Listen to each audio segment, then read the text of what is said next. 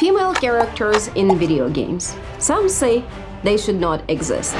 It is simply unrealistic to expect a female character take to arms and play a main role in the story, or it is simply forced representation onto generally male video game audience. Welcome, I'm Anna, and in this video we will talk about women, violence, and activism. We will explore what fictional video game characters can teach us about fighting for human rights. Heads up, I'm using words woman, female, femme, and some other terms in here. I use them in the most inclusive sense and do not adhere to any strict definitions. And also note, this video will be a heavy one.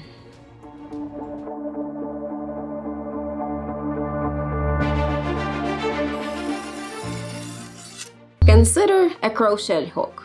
This tool is used to create beautiful patterns in fabric, but is also great for clothing repair and general crafts. Smooth texture of a hook comes in handy when you try to pull in the thread without disrupting beautiful pattern of a fabric. Weaving knitting needles or crochet hooks are one of the more feminine tasks, which in return marks all of the associated hobbies, crafts, and stores with a stain of femininity that cannot be washed away by any amount of testosterone. Though one particular use of a crochet hook comes in being more feminine than the rest. Smooth texture and narrow diameter of a hook allow it to pass smoothly through cervical canal, executing an extremely unsafe, yet extremely accessible abortion.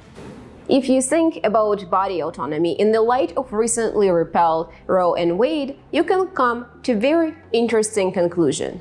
Between all of the talks about Christian morality, constitution, and American tradition and other items that should not be vaginally inserted into anyone, there is one big problem that we tend to avoid.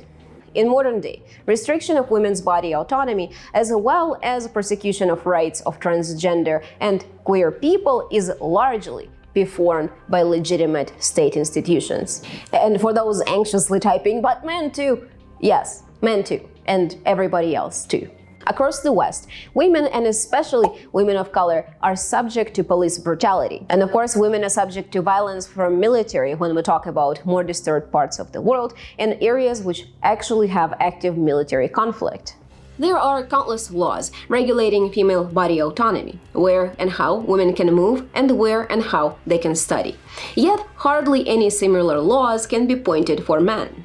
So, what are women to do when they face a threat of violence from their own states, which are seemingly legitimate in their power?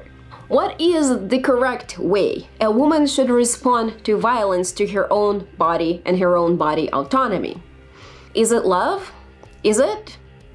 Mainstream arts as well as news media have a complicated view on women and violence. In older video games, with rare exceptions, women were actually portrayed as objects that need to be recovered or saved. After all, your princess is always in another castle in dire need of help.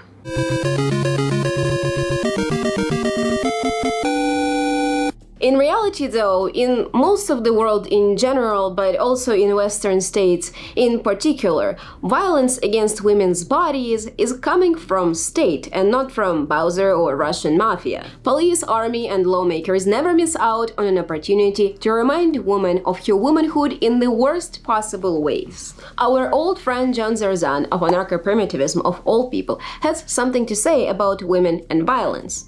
I believe that in his pursuit to fight civilization, John Zerzan actually pinpoints correct origin of violence linked to women. The origin, of course, is a civilized man's desire to control the nature itself. John Mitchell, a piece of slime that is behind a nearly total abortion ban in Texas, reminds us that women actually can control their reproductive rights without access to safe abortion. Mainly, they can do it by rejecting any sexual intercourse. And while I understand how totally fucked in the head his conclusion is, I can't stop thinking that Mitchell actually fails to understand irony in his own words. In the end, no matter how hard the government tries, they cannot control nature nor women. Woman is a victim of violence, and this locks woman into particular archetype. In the face of violence, we see women as victims, as fragile flowers whose purity needs to be protected. Even in her victimhood, woman cannot be perceived as a person. She ought to be perceived as a woman. Princess Zelda, Princess Peach, and the endless girlfriends of James Bond all share the same archetype of a woman that needs to be protected by the hero. Our womanhood ought to show how fragile and sensitive we are. Women are peacemakers, and our trauma is a balm that supposedly ought to heal the world. Our trauma is a call to reason within heads of military generals and politicians who are bombing civil cities and are sending our sons to die in war. About a month ago, this book, Radicalizing Her, appeared in my recommendations, and being capitalist slut that I am, I do what Jeffrey tells me, so I got this book, and then I read it, and then I reread it, and not only did it completely help me understand what was my problem with original liberal and capitalist feminism back in my university days, it also completely reshaped my understanding of direct action and feminism. And also, I think this is easily one of the best books I've ever read. Nimi Garinathan in this book explores the role of a female fighter on the plane of revolution and social movement. She asks the question, why do women take up to arms? What if we do not and should not respond to violence with love?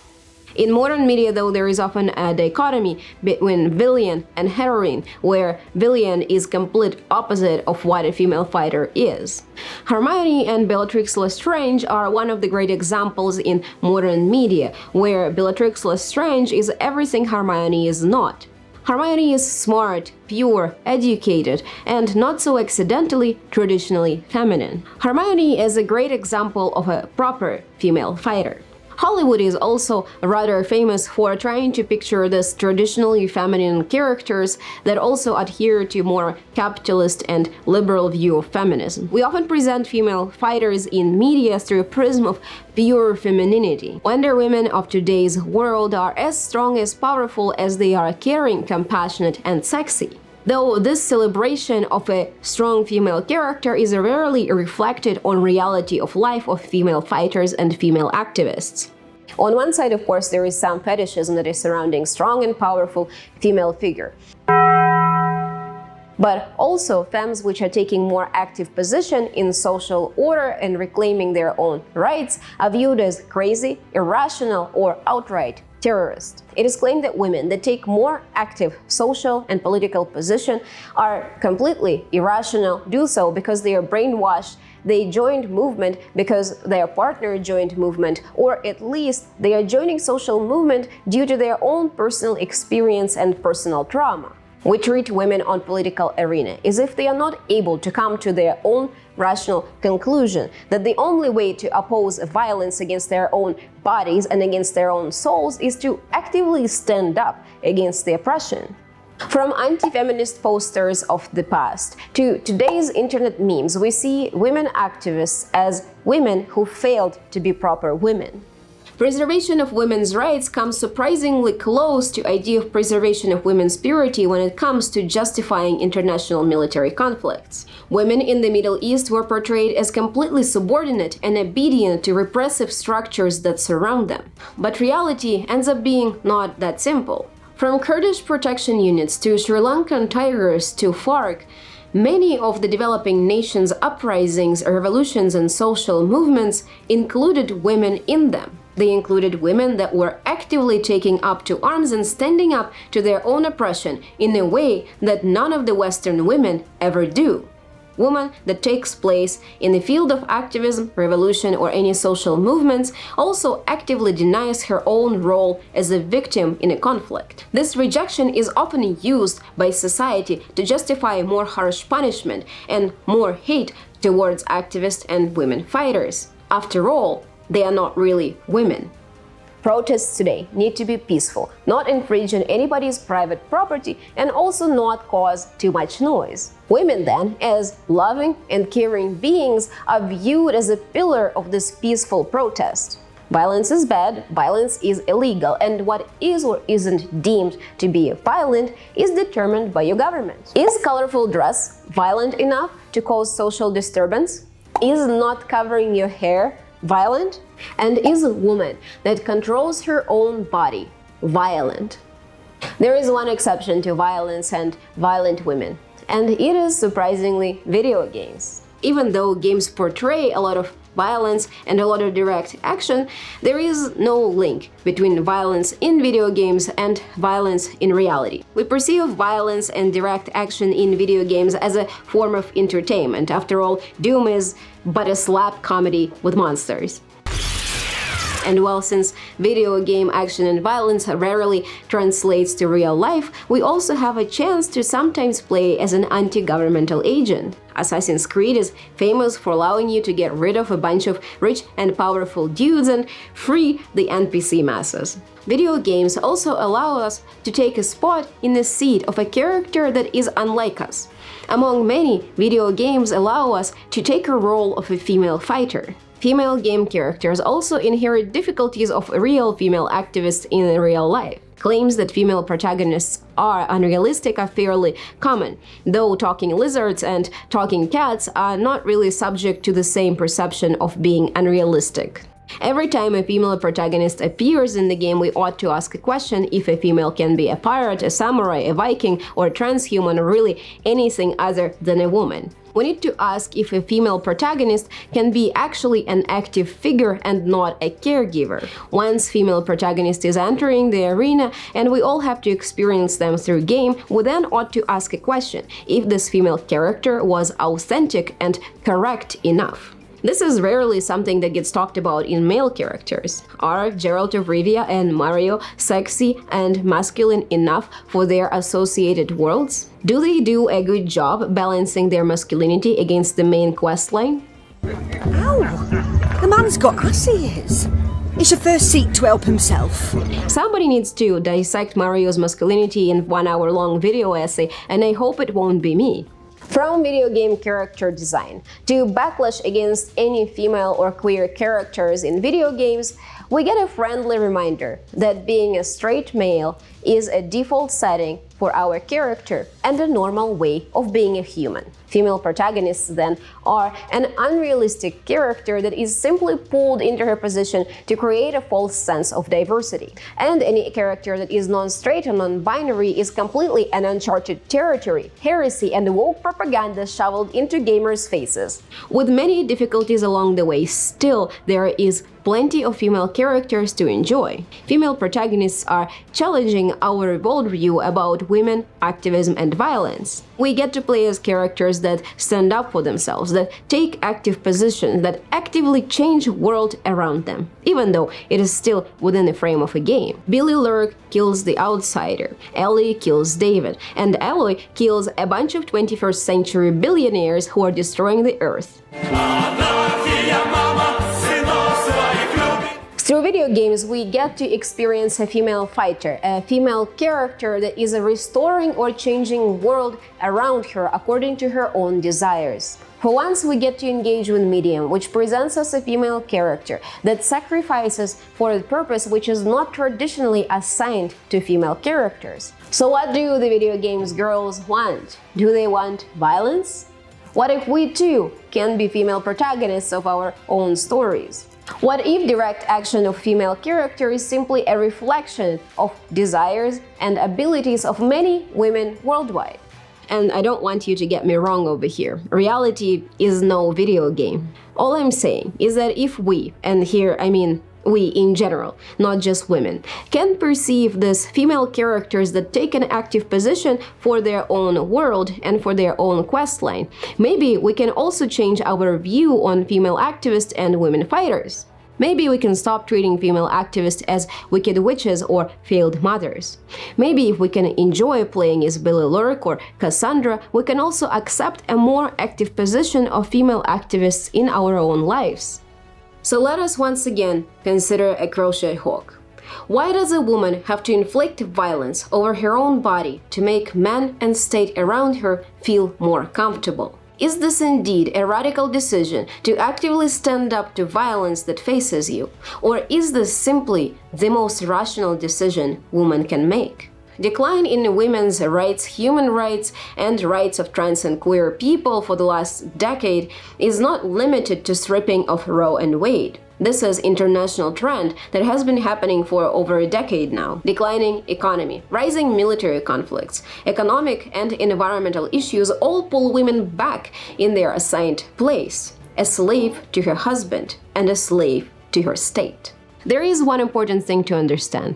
Time does go backwards in some video games, but in reality, it never does. Whenever legal rights change and women get stripped of their rights for body autonomy, these rights do not simply disappear.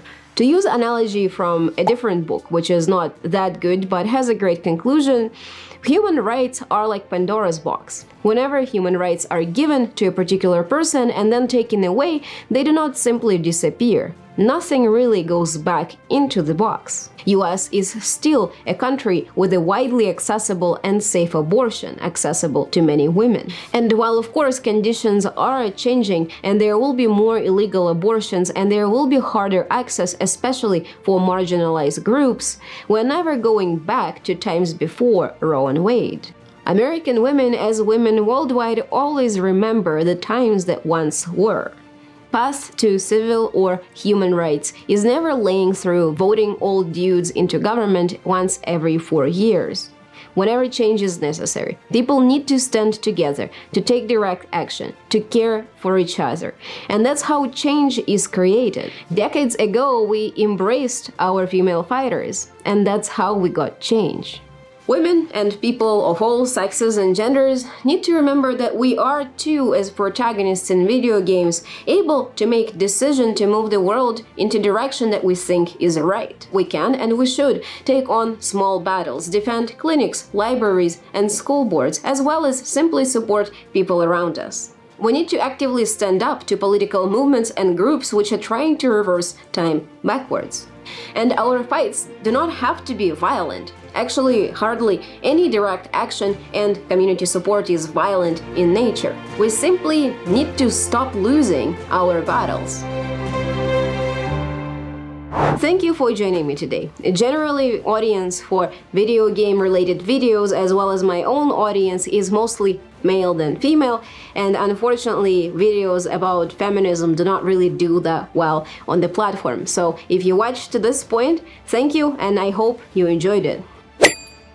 With dark times coming for trans and queer people, I do foresee dark times coming for women too, which cannot stop worrying me. Thus, I try to summarize some of my worries in this video. But I do think that this is a temporary onset of rights reversal, and we will see again women's rights coming back within the next decade.